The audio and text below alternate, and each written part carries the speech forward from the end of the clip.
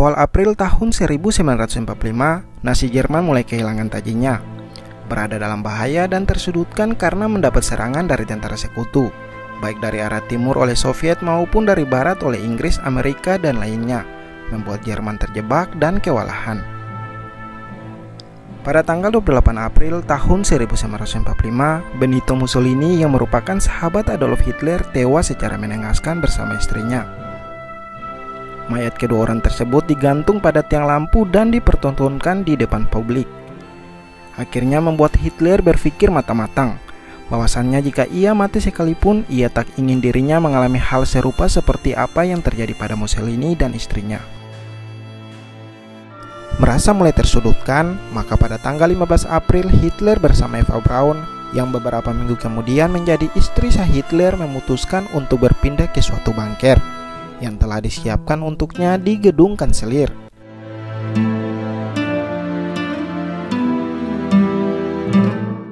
Akhirnya pada tanggal 28 April tahun 1945, Hitler menikahi Eva Braun di dalam bunker tersebut dan menandatangani formulir pernikahan yang dilihat oleh Joseph Goebbels dan Martin Bormann sebagai saksinya. Untuk merayakan pernikahan yang baru berlangsung itu, Hitler mengadakan jamuan dan mengundang pengikut Nazi yang menurutnya setia untuk bergabung dalam satu meja bersama kedua mempelai.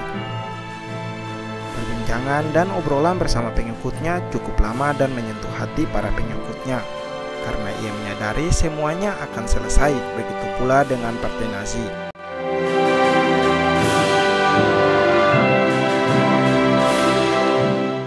Singkat cerita, Hitler kemudian memanggil Frau Gertrud yang merupakan seorang sekretarisnya untuk menuliskan sebuah surat wasiat dan pengakuan terakhirnya sebelum ia memutuskan untuk bunuh diri. Dan menariknya, surat ini yang nantinya menjadi satu-satunya dokumen yang tersisa dari bunker, sedangkan dokumen-dokumen lainnya dibakar habis atas perintah Hitler. Surat wasiat dan pengakuan yang ditulis oleh Hitler ini dikenal dengan nama Political Testament atau pengakuan politik. Adapun surat wasiat ini terbagi menjadi dua bagian. Yang pertama menguraikan harapan Hitler terhadap generasi Jerman, dan yang kedua merupakan bagian panduan atau pedoman khusus bagi generasi masa depan Jerman.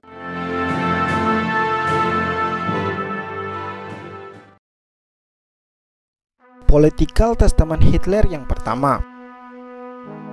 Lebih dari 30 tahun berlalu sejak aku menyumbangkan yang terbaik sebagai seorang sukarelawan pada Perang Dunia Pertama yang mendorong berdirinya Reich. Dalam 3 dasarwasa ini hanya cinta dan kesetiaanku terhadap rakyatku yang memandu seluruh pikiran, tindakan, dan kehidupanku. Itu semua memberi aku kekuatan untuk membuat keputusan-keputusan tersulit yang pernah menghadang manusia. Tidaklah benar kalau dikatakan bahwa aku atau orang Jerman siapapun yang menginginkan perang tahun 1939. Perang itu sebenarnya diinginkan dan direncanakan dan diprovokasi secara khusus oleh para negarawan-negarawan dunia, baik dari keturunan Yahudi atau entah yang bekerja sama untuk kepentingan etnis Yahudi. Saya secara pribadi telah memberikan banyak penawaran untuk pembatasan dan pengadilan senjata oleh generasi mendatang sebagai pertanggungjawabanku atas pecahnya perang ini. Seperti Perang Dunia yang sangat menyengsarakan itu, sebenarnya aku tidak menginginkan peristiwa mengerikan itu terulang kembali, baik melawan Amerika maupun Inggris. Waktu terus berlalu, tetapi dari puing-puing kota dan monumen bersejarah, kami akan selalu menaruh kebencian terhadap mereka yang paling bertanggung jawab. Dan mereka adalah orang-orang yang harus kita ucapkan terima kasih atas semua musibah ini, yaitu jaringan internasional Yahudi dan antek-anteknya. Oke teman-teman, jadi tulisan bagian pertama Political Testament ini sudah jelas bahwa menurut Hitler bangsa Yahudi bersama antek-anteknya adalah biang kerok atas tragedi perang yang membuat puluhan juta nyawa hilang dalam peperangan. Lagi-lagi Hitler menyalahkan pihak yang paling dibencinya. Oke, lanjut ke politikal bagian kedua.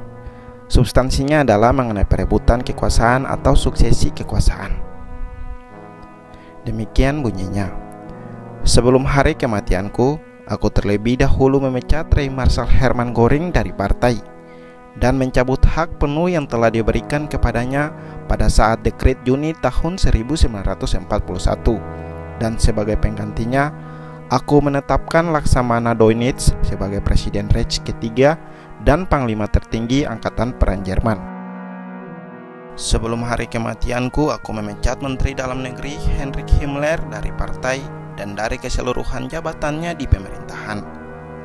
Terlepas dari ketidaksetiaan dan pengkhianatan mereka, Göring dan Himmler membuat cara licik dengan melakukan perundingan dengan pihak musuh secara diam-diam dan juga berusaha merebut kekuasaan secara ilegal. Sebagai penggantinya, aku mengangkat dan menetapkan Gauleiter Karl Hanke sebagai Reichsführer SS dan Gauleiter Paul Giesler sebagai Menteri Dalam Negeri. Kepada semuanya aku menghimbau bersatunya pemerintahan dan rakyat untuk menegakkan hukum-hukum rasial dan melawan para peracun semua bangsa jaringan internasional Yahudi.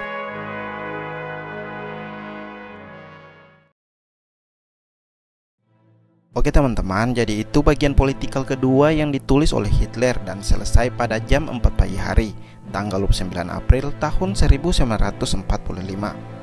Selanjutnya ia menandatangani surat tersebut yang disaksikan oleh beberapa jenderal. Setelah mendengar kematian Mussolini yang begitu tragis, Adolf Hitler menyadari bahwa ia adalah target selanjutnya. Kemudian ia memutuskan jika ia mati, mayatnya harus dibakar agar tidak jadi tontonan publik oleh musuh-musuh Yahudi yang sangat dibencinya. Maka pada tanggal 30 April tahun 1945, Hitler bersama para jenderal merayakan acara perpisahan. Sebagian para jenderal tahu bahwa nanti yang akan dilakukan Hitler setelah ini. Kemudian setelah berakhirnya acara perpisahan tersebut, Hitler mengambil keputusan penting atas hidupnya, yaitu bunuh diri dengan menembak sebuah pistol tepat di mulutnya. Dan di sampingnya telah terbaring kaku istrinya Eva Braun yang meninggal dengan menelan pil racun cyanida. Jenazah Hitler dan Braun kemudian dibakar sesuai wasiatnya.